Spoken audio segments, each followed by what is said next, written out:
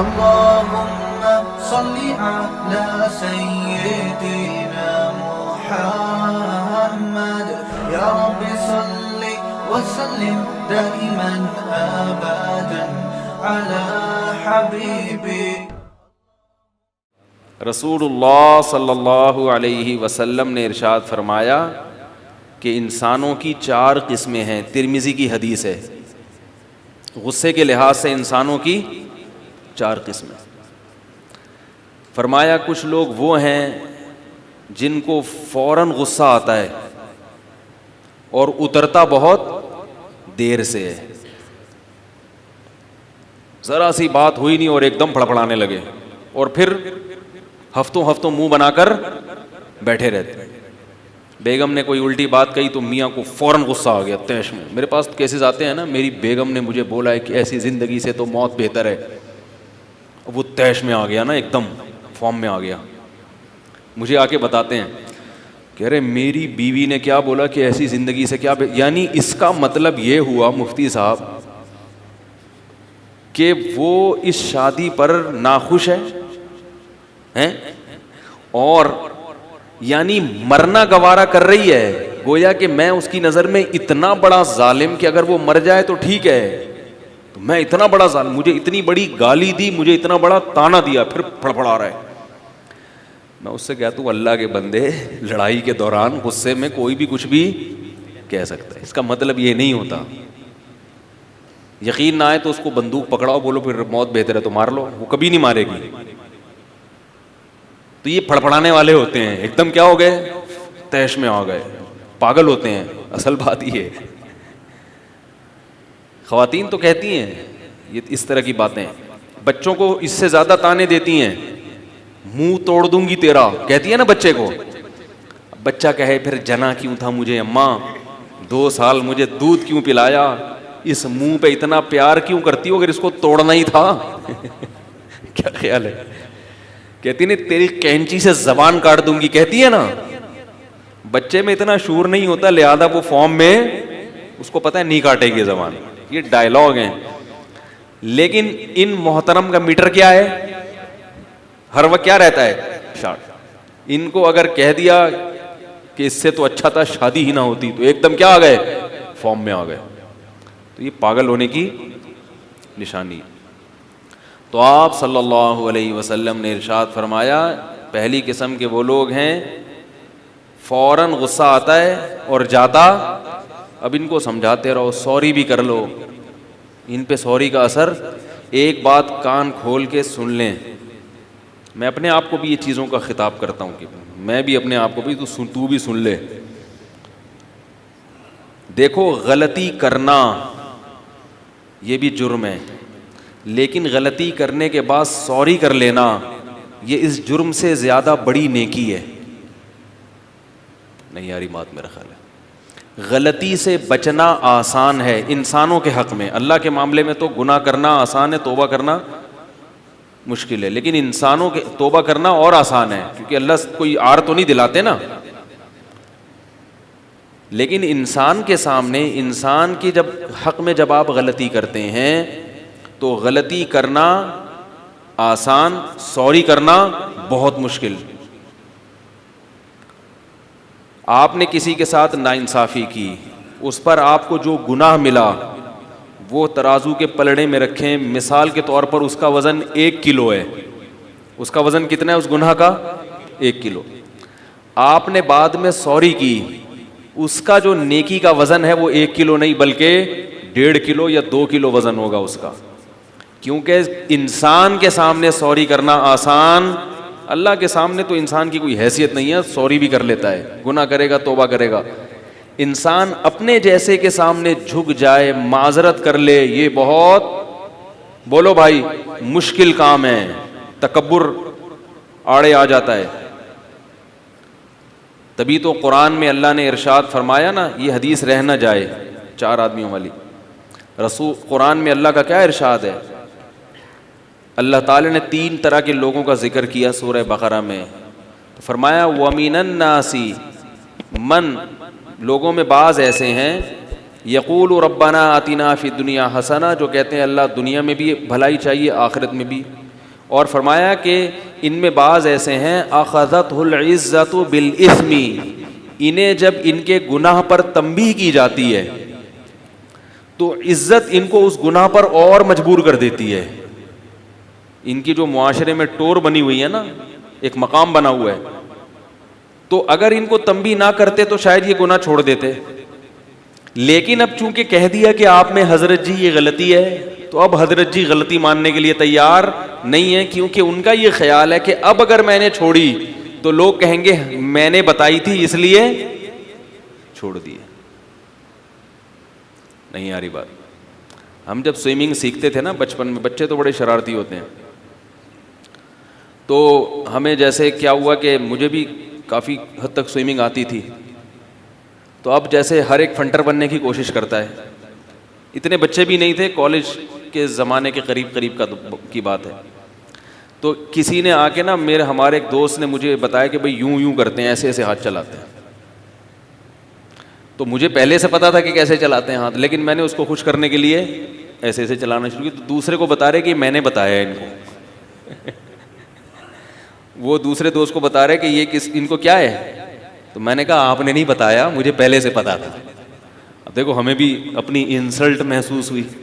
کیا خیال ہے کہ یار میں اگر اس کے بتانے سے یوں کر رہا ہوں تو یہ بڑا بن جائے گا اور میں کیا بن جاؤں گا؟ چھوٹا بن جاؤں گا. تو مجھے تو خیر اس پہ غصہ آ رہا تھا کہ خام خواہ میں نے پوچھا تھا کہ آپ بتاؤ.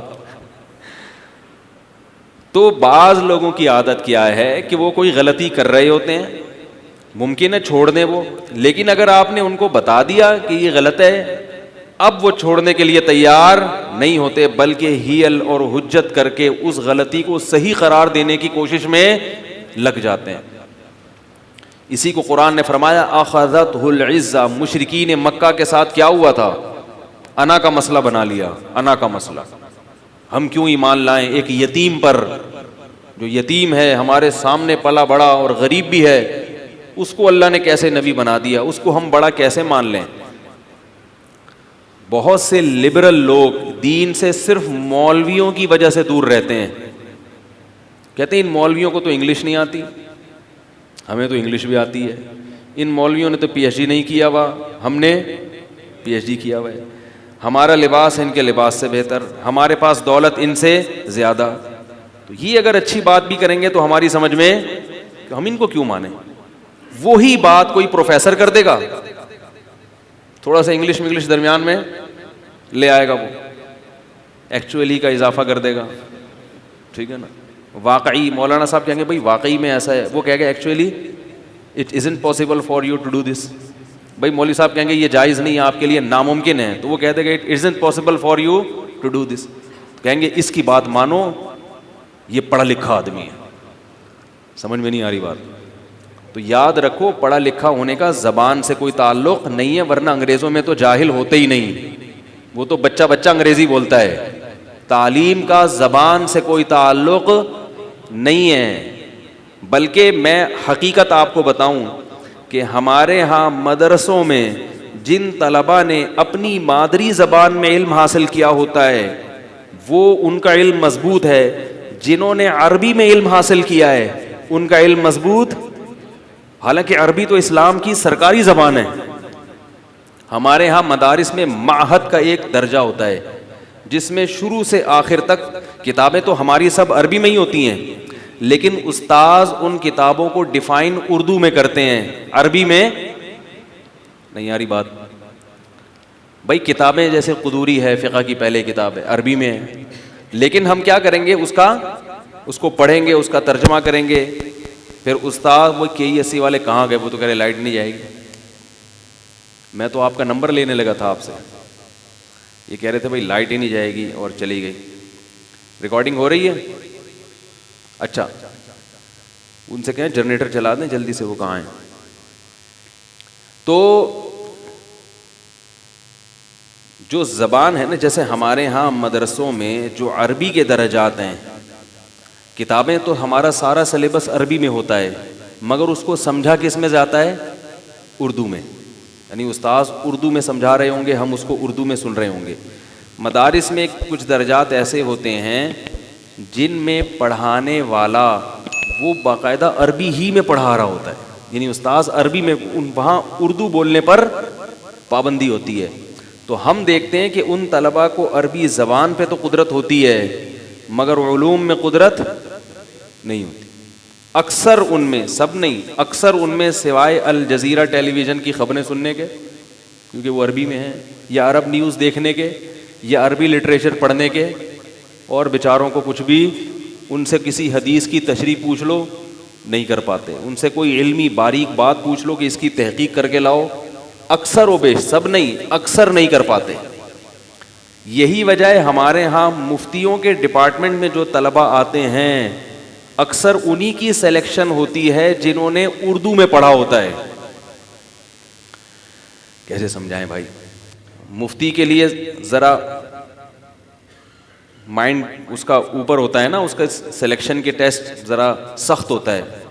جب ہمارے ہاں طلباء درس نظامی سے فارغ ہوتے ہیں، عالم بنتے ہیں، تو سب کو نہیں مفتی بنایا جاتا، امتحان لیا جاتا ہے کہ ان میں کون ہے جو تخصص فی الافتاء کی صلاحیت رکھتا ہے اور کون صلاحیت، بولو بھائی، نہیں رکھتا.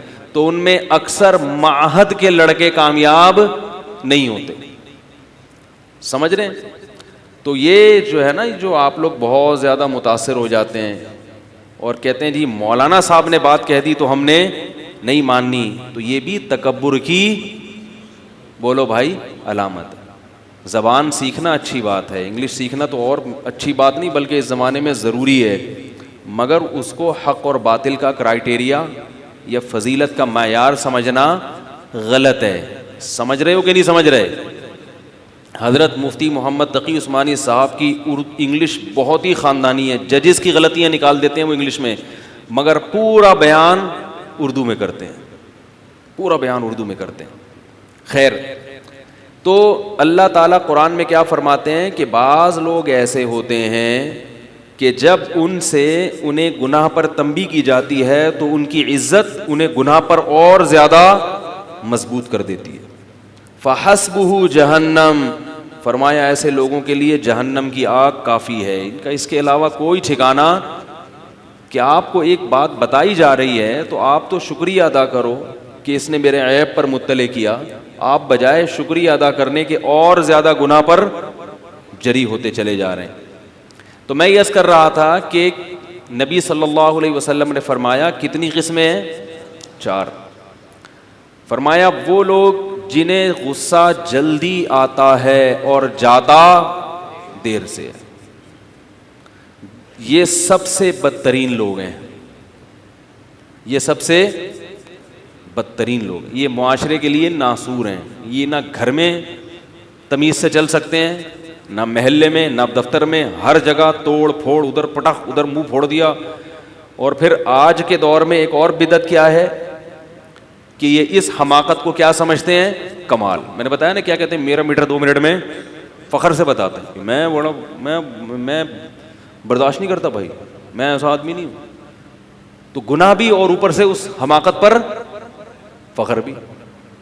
بعض صحابہ جب نبی کے پاس آتے تھے، آپ صلی اللہ علیہ وسلم سے کہتے تھے ہمیں نصیحت کریں، تو آپ انہیں صرف ایک نصیحت کرتے تھے کہ غصہ مت کرو، لا تغضب لا تغضب لا تغضب. صحابی پوچھتے رہے یا رسول اللہ کوئی اور نصیحت کریں، آپ نے فرمایا لا تغضب، غصہ مت کرو. پھر کہا یا رسول اللہ کوئی اور نصیحت کریں، پھر فرمایا لا تغضب فردد مرارا. حدیث میں آتا ہے بار بار آپ یہی نصیحت کرتے رہے، کیونکہ آپ صلی اللہ علیہ وسلم جانتے تھے کہ ان سے جو کوتاہی بھی ہوتی ہے کس بنیاد پر ہوتی ہے؟ نارمل کنڈیشن میں کبھی ایسے کام نہیں کرتے جس پہ پچھتاوا ہو، ہمیشہ غصے میں ایسے کام کرتے ہیں. تو یہ بات خوب سمجھ لیں کہ غصہ کوئی اچھی چیز، بولو بھائی، نہیں. اور آج کل جو مختلف ٹرینرز ہیں نا یوٹیوب وغیرہ پہ یا مختلف جگہوں پہ، آپ نے دیکھا ہوگا بہت سے لوگ جن کو موٹیویشن یعنی ٹرینر کہا جاتا ہے کہ جو آپ کو موٹیویٹ کرتے رہتے ہیں مختلف جگہوں پہ. میں نے ان میں بعض لوگوں کو دیکھا کہ وہ یہ کہتے ہیں کہ غصے کو برداشت کرنے سے نقصان ہوتا ہے، لہذا غصہ کیا کر دیا کرو، چلو اگر سامنے والے پر غصہ جاری کرنا غلط ہے تو کچھ کسی اور طریقے سے کر لو, بھاگو یا کچھ کرو. مجھے ان کے اخلاص پہ کوئی شبہ نہیں, ان کی اپنی تحقیق ہے, جو ان کی سمجھ میں آیا انہوں نے بیان کر دیا, مگر یہ چیز شریعت کے خلاف ہے. اصل میں بعض جب چیزوں کی ہم تحقیق کرتے ہیں تو سرسری طور پر دیکھتے ہیں, شریعت جب کوئی بات کرتی ہے نا تو اس کی بہت گہرائی میں جا کے. غصہ برداشت کرنا, حدیث میں کیا آتا ہے, غصے میں وضو کرو, چلتا ہوا آدمی کھڑا ہو جائے, کھڑا ہوا آدمی بیٹھ جائے. جبکہ ٹرینرز کیا کہتے ہیں, بیٹھے ہوئے ہو تو چلو, چلتے ہوئے ہو تو دوڑو, تاکہ آپ کی جو انرجی ہے نا وہ یوٹیلائز ہو جائے کسی اور کام میں. عقلی لحاظ سے بڑی مضبوط دلیل ہے. نہیں یاری بات سمجھ میں بھائی, عقلی لحاظ سے نا غصے میں آپ میں ایک بم بن جاتے ہو نا آپ, تو بجائے بیوی پہ پھٹنے کے کہیں اور پھٹ جاؤ جا کے. یعنی ان کا مقصد یہ ہے کہ برداشت کرنے کے بجائے بہتر ہے کہ اس انرجی کو کسی اور طریقے سے یوٹیلائز کر لیں. تو وقتی طور پر تو یہ بہت اچھا علاج ہے, مگر شریعت میں الکاظمین الغیظ, اللہ نے تعریف فرمائی ان لوگوں کی جو غصے کے کڑوے گھونٹ کو پی جاتے ہیں. شریعت کیا کہتی ہے, یوٹیلائز مت کرو بلکہ نگل لو. اب ڈاکٹروں کی جو سائیکیٹرک ہے نا, اس کا ذہن اس طرف تو جاتا ہے کہ پینے سے جو نقصان ہو رہا ہے, اعصاب پہ بہت برا اثر پڑتا ہے جب آپ غصہ پیتے ہیں. ارے بھائی ایک دم پھٹ جاتے ہیں نا اندر سے آدمی بہت. لیکن شریعت دیکھتی ہے دور تک. یہ بات بتا کے میں اصل موضوع کی طرف آتا ہوں, ٹاپک چل پڑا ہے. یہ بات خوب یاد رکھیں, انسان کی جو پاور اور جو طاقت استعمال ہوتی ہے, استعمال ہونے سے وہ روز بروز اور قوی ہوتی چلی جاتی ہے. نہیں آ رہی بات. دیکھو اگر آپ ہاتھ سے وزن اٹھاؤ, ہاتھوں کا کام کیا ہے, وزن اٹھانا, یہی ہے نا. ابے کیا ہو گیا بھائی, منہ کا کام ہے بولنا, تو بولو نا یار. ہاتھوں کا کام کیا ہے, وزن اٹھانا, اور بوقت ضرورت چپیٹ مار دینا, اور کبھی کبھار مکہ مار دینا. تھپڑ, مکہ اور وزن. اگر آپ اس سے وزن اٹھانا شروع کرو گے تو چپیٹ مارنے کی صلاحیت میں اضافہ نہیں ہوگا, وزن اٹھانے کی صلاحیت میں کیا ہو جائے گا. آج 2 کلو کا بٹا اگر 5 کلو کا, پھر دیکھو باڈی بلڈر کیا کیا اٹھا لیتا ہے. اگر تھپڑ مارنا سیکھا, روزانہ تھپڑ مارتے رہے, تو ایک دن آپ کے تھپڑ میں ایسی طاقت پیدا ہوگی کہ ایک لگے گا اور سامنے والے کا منہ گھوم جائے گا. مکہ اگر مارتے رہے تو باکسر بن جاؤ گے. باکسنگ کے لیے خوراکیں نہیں کھانی پڑتی, بار بار مکے مارنے پڑتے ہیں. تو جب آپ غصے کی جو طاقت ہے اس کو یوٹیلائز کرو گے نا, تو غصے کی قوت آپ کے اندر روز بروز بڑھے گی. اور اگر اس کو پینا سیکھ لیا, سمجھ رہے ہو, وقتی نقصان ہوگا, آہستہ آہستہ غصہ آپ کا کم ہوتا چلا جائے گا. کیونکہ پینا بڑا مشکل ہے. انسان کہتا ہے کہ یار میں اس کو پینا ہی پڑے گا تو میں کنٹرول ہی کیوں نہ کر لوں, اور پینا آسان بھی ہوتا چلا جائے گا کیونکہ پی رہا ہے نا, تو پینے کی طاقت. لہذا پہلی دفعہ پینے میں جو اعصاب کو نقصان ہوا تھا, وہ دوسری دفعہ میں وہ نقصان بلکہ اعصاب میں غصے کو پینے کے یعنی صلاحیت کیا ہو جائے گی, بڑھ جائے گی. دیکھو جن کو زندگی میں کبھی کوئی غم ہی نہیں ہوتا, تھوڑا سا غم ہو تو کیسے پاگل ہو جاتے ہیں, اور جو غموں میں بڑے ہوئے ہوتے ہیں, چھوٹے موٹے غم کوئی ویلیو, کیونکہ ان کو غم برداشت کرنے کی کیا ہو گئی ہے, عادت. تو خیر اس لیے بھائی یہ غصہ اچھی چیز نہیں ہے. تو دوسرا آپ صلی اللہ علیہ وسلم نے فرمایا, وہ لوگ ہوتے ہیں جن کو غصہ جلدی آتا ہے مگر جلدی چلا جاتا ہے. بہت جلدی غصہ آتا ہے مگر کوئی سامنے والا, سوری پر مجھے بات یاد آئی جو میں کہہ رہا تھا کہ سوری کرنا یہ زیادہ بڑی نیکی ہے. اس لیے میں کہہ رہا ہوں کہ اگر کبھی کوئی غلطی کر کے سوری کر لیا کرے تو پھر اس سے انتقام لینا یہ مردانگی, یہ پھر بہت بڑی کبر کی علامت. اکثر میاں بیوی کے جھگڑوں میں ایسا ہوتا ہے, لوگ مجھے بتاتے ہیں کہ میری بیوی نے سوری کر لی مگر میں نہیں مان رہا. تو میں کہتا ہوں اللہ کے بندے, جب سوری کر لی, اس زمانے میں خاتون اگر سوری کر لیں ہیں تو اس بیوی کے تو پاؤں دھو دھو کے پیو. اللہ کے بندے, اس نے مان لیا کہ غلطی کس کی تھی, میری تھی. اتنی نیک بیوی تمہیں اللہ نے دے دی, اور اگر مرد سوری کر لے تو عورت کو چاہیے کہ وہ ناک منہ چڑھا کے نہ بیٹھے. بھائی ٹھیک ہے منع کے ابا ہیں, ٹھیک ہے کوئی تو رشتہ ہے. تو اولاد ابا کے سامنے سوری کر لے تو پھر ابا کو چاہیے کیا کریں, تھوڑا سا نرمی. ابا اولاد کے سامنے بار بار سوری نہ کیا کرے, اس سے اولاد بگڑتی ہے. ابا سے غلطی ہو گئی تو ابا ابا ابا ابا ہونا ثابت کرے, ابا بولے ہو گئی تو ہو گئی. یہ نہیں کہ بعض لوگ اولاد کے سامنے بار بار ایکسکیوز کر رہے ہوتے ہیں, یہ شریعت کے مزاج کے, سمجھ میں آ رہی ہے بات, یہ مزاج کے. باپ اگر بیٹے کے سامنے سوری کر رہا ہے تو یہ بیٹے کے نالائق ہونے کی علامت. بیٹا بولے ابا آپ چپیٹ ویسے ہی گریوی میں مار دیا کرو, کوئی مسئلہ نہیں ہے, ٹھیک ہے نا, چلتے پھرتے آپ کو حق ہے, سوری ووری نہیں ہوتا. اس طرح ماں کو کہنا کہ وہ اولاد کے ساتھ بیٹی کے سامنے سوری کرے, یہ نہیں ہوتا. یہ جو کیسز آتے ہیں نا, میرے ابا یوں میرے اماں یوں, میں کہتا ہوں ابا اماں ہیں تو ابا اماں ہیں تو برداشت کرو بھائی. جب ابا ہیں اللہ نے ابا بنا دیا, کیا خیال ہے, ٹھیک ہے. یہ تو اللہ نے بنایا نا, اللہ آپ کو بھی باپ بنا سکتے تھے, لیکن اللہ نے کس کو باپ بنایا, ان کو بنایا تو ان کو حق. اسی طرح استاذوں سے سوری کہلوانا یہ بھی غلط ہے. استاد سے غلطی ہو گئی تو شاگرد کو چاہیے کہ اس غلطی کو اگنور کرے, اس کو مجبور نہ کرے کہ آپ مجھ سے معذرت کریں.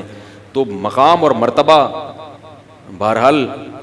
اور یہ بھی میں کہتا ہوں خواتین سے, شوہر کو چاہیے کہ سوری کر لے, لیکن اگر نہ بھی کرے تو اگر بنیادی حقوق پورے کر رہا ہے تو اس کو بھی سوری کر لے تو اچھی بات ہے, مگر کیا کریں کہ بھئی اس کا بھی حق ہے, گھر کا کرایہ دیتا ہے, گیس بجلی کا بل دیتا ہے, بچوں کی اسکول کی فیسیں دیتا ہے. جب بھی میسج بھیجو واپسی پہ 6 انڈے لیتا ہوا آتا ہے گھر میں, 1 پاؤ دہی, 1 دھنیا کی گڈی اور ہری مرچیں لیتا ہوا آتا ہے گھر میں. تو اگر وہ کبھی آگے پیچھے تھوڑا بہت اس سے غلطی ہو جائے تو بغیر سوری کے کیا کر دیا کریں, اور سوری کر لے تو سبحان اللہ, پھر تو سبحان اللہ. لیکن اگر زیادہ بدماشیاں کر رہا ہے پھر مسئلہ پھر ایک الگ بات ہے. تو نبی صلی اللہ علیہ وسلم نے کیا فرمایا, مجھے بڑا غصہ آتا ہے جب کوئی غلطی ہو آدمی سوری کرے نا اور پھر وہ اڑا رہے. ہاں کسی کے سوری کا آپ کو پتا ہے کہ یہ سوری اس لیے کر رہا ہے کہ دوبارہ کرے. بعض ایسے بھی ہوتے ہیں کہ ابھی تو معاملہ رفع دفع کرو پھر ایک تھپڑ مار کے اس کو سیٹ کروں گا, وہ 2 نمبر آدمی ہیں, وہ ایک الگ بات ہے, پھر آپ اس کو معاف نہ کریں تو ٹھیک ہے. تو دوسرا وہ شخص جس کو غصہ جلدی آتا ہے مگر جاتا بھی جلدی, اور تیسرا وہ شخص جس کو غصہ آتا تو دیر سے ہے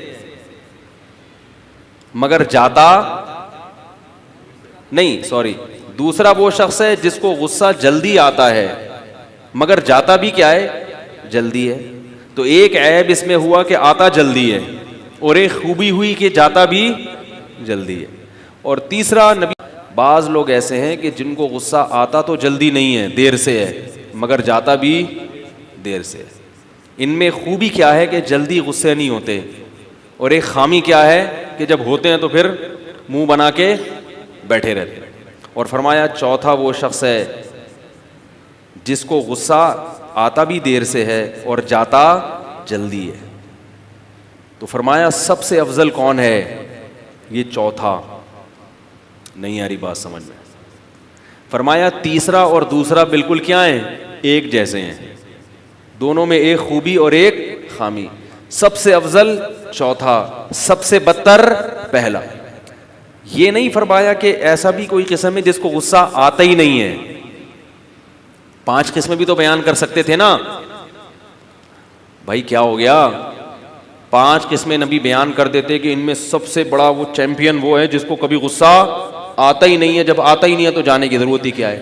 ایسے چیمپئن ہمیں بولو بھائی نہیں چاہیے, کیونکہ غصہ اللہ نے آپ کے اندر آپ کے ڈیفنس کے لیے اور دفاع کے لیے رکھا ہے, یہ نیچرل ہے. اگر آپ میں آپ بالکل غصہ لیس ہو جائے نا تو دنیا آپ کو کچا چبا کے کھا جائے گی.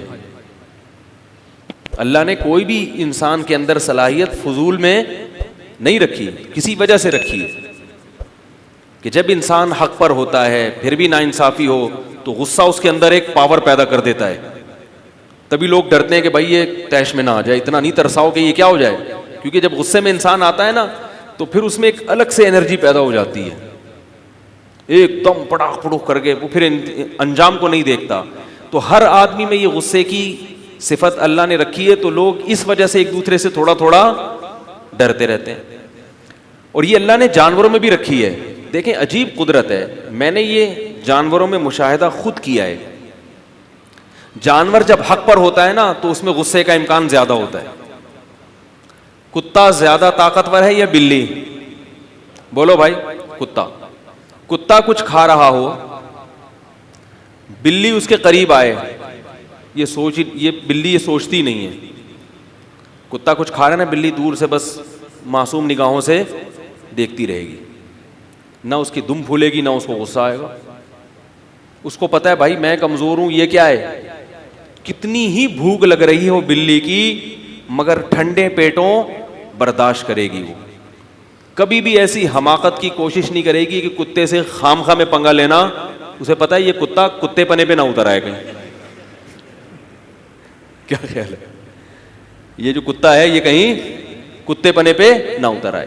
لیکن میں نے یہ تجربہ کیا ہے کہ بلی کے سامنے کوئی چیز ڈالیں اور پھر کتا دیکھ رہا ہو, پھر کتے کی بالکل وہی کیفیت ہوتی ہے جو تھوڑی دیر پہلے بلی کی کیفیت. حالانکہ کتا طاقتور ہے, قریب آ کے بلی کو ایک چماٹ مارے, بلی دور جا کے گھرے اور بوٹی اٹھا کے چلا جائے, لیکن اس وقت کتے میں کانفیڈنس. ایک میں نے اپنی آنکھوں سے منظر دیکھا, بلی کے سامنے گوشت پڑا ہوا ہے, دل کس کا چاہ رہا ہے, کتے کا. کتا کتے پن پہ آ گیا, بھائی اس کو کھانے دے شرافت سے, جیسے تجھے بھوک لگتی ہے اس کو بھی لگتی ہے, لیکن کتا تو کتا ہے. قریب آیا, بھائی یہ منظر اپنی آنکھوں سے دیکھ رہا ہوں. اب جب قریب آیا نا تو بلی نے ایسا کر کے دیکھا, بولے کیا مسئلہ ہے تمہارے ساتھ ہیں. بلی ایک دم حملہ نہیں کر رہی ہے, ڈر بھی رہی ہے نا, اس سے صرف پوچھ رہی بھائی پرابلم کیا ہے, ایسے نا میاؤں کر کے. کتے نے کہا ویسے ہی میں بات چیت کے سلسلے میں اسی ملاقات کے سلسلے میں حاضر ہوا تھا. بلی نے پھر اس کو آنکھیں دکھائیں. اب بلی کی دم آہستہ آہستہ کیا, اور اب وہ غصہ جو قدرت نے ڈیفینس کے لیے. اب بلی کمزور ہے, وہ نہیں لڑ سکتی, صرف ایک صورت میں لڑ سکتی ہے کہ اس کے اندر غصہ پیدا ہو جائے. سمجھ میں آ رہی ہے بات, غصہ پیدا ہو جائے نا تو ایک دم کرنٹ بڑھ جائے گا. تو میں نے دیکھا کہ اب کتا کی سمجھ میں آئی نہیں بات, وہ کتا کتے پنے پہ اترا ہوا تھا, آہستہ آہستہ آہستہ آہستہ قریب جا رہا ہے, بلی جو ہے نا صبر کر رہی ہے. جیسے ہی وہ بالکل قریب پہنچا, بلی نے جو رکھ کے چپیڑ مارا ہے اس کے, میں نے کہا یار اس بلی کو تو سلوٹ کرنے کا دل چاہ. اتنی زور سے تھپڑ مارا اس کے منہ پہ, چل بدماش بے شرم, شرم نہیں آتی تو. اور کتا جو ہے نا وہ چیختا ہوا بھاگا ہے, اوئی اوئی کرتا ہوا بھاگتا جا. اس وقت مجھے سبق ملا, میں نے کہا دیکھو جب انسان حق پر ہوتا ہے نا تو اس کے اندر ایک اللہ تعالیٰ جب جانور میں پیدا کر رہے ہیں تو انسان میں نہیں پیدا کریں گے, تو کمزور ہونے کے باوجود اس کے اندر کیا ہوتی ہے, ایک طاقت. تو اس لیے غصہ لیس ہو جانا یہ کمال کی بات نہیں ہے, اس کا نقصان ہے. اور کسی کو غصے میں دیکھ کر بدگمان ہونا کہ یہ حضرت جی ہو کے غصہ کرتے ہیں, تو یہ بھی غلط ہے. بھائی حضرت جی کو جب زیادہ پریشان کرو گے تو حضرت جی کا میٹر گھومے گا. ہمارے نبی صلی اللہ علیہ وسلم کو بھی بعض مواقع پر غصہ آیا ہے اور آپ کا چہرہ انور غصے سے سرخ. ایک شخص نے آ کے اعتراض کیا کہ یا رسول اللہ, آپ نے جو مال غنیمت تقسیم کیا ہے اس دفعہ مال غنیمت میں انصاف سے کام نہیں لیا گیا. حدیث میں آتا ہے آپ صلی اللہ علیہ وسلم کا چہرہ غصے سے سرخ ہو گیا اور آپ نے فرمایا کہ اگر نبی عدل نہیں کرے گا تو پھر کون عدل کرے گا. بہت غضبناک ہوئے آپ.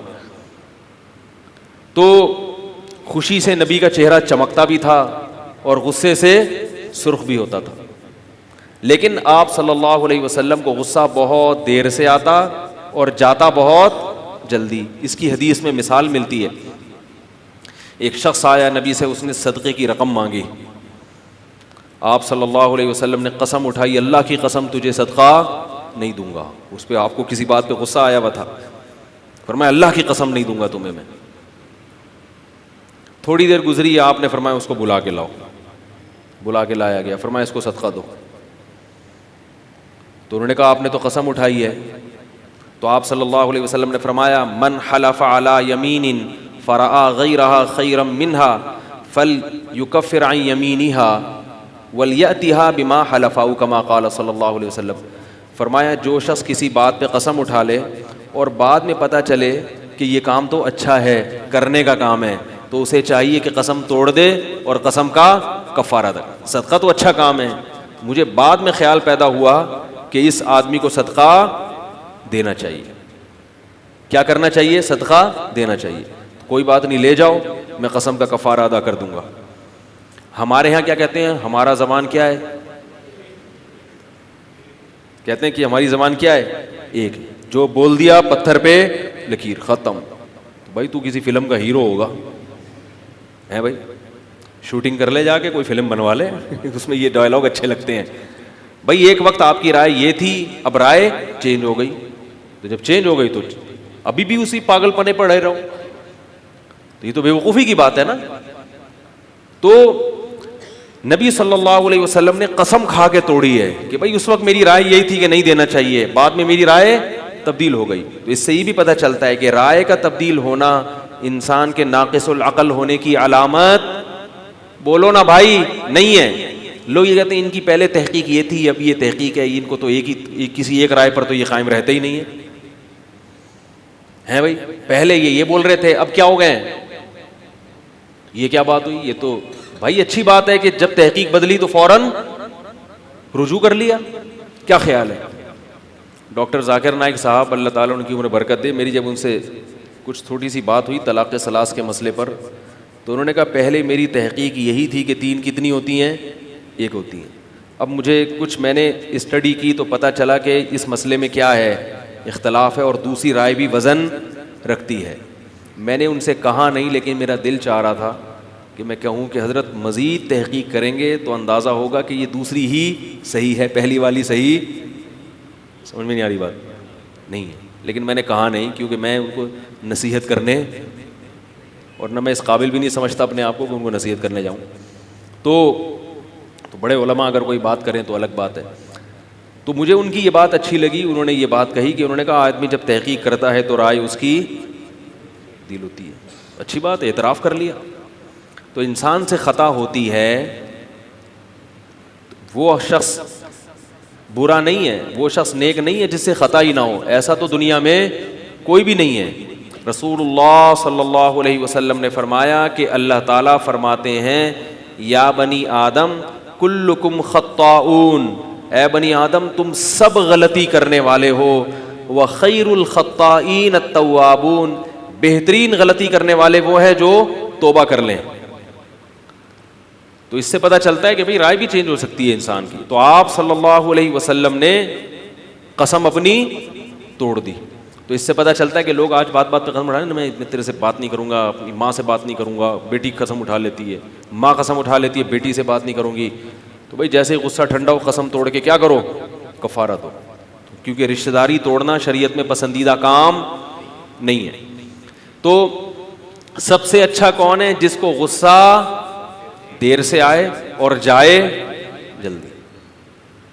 بہت دیر سے آیا مگر چلا بہت جلدی جاتا ہے، تو یہ سب سے اچھی صفت ہے۔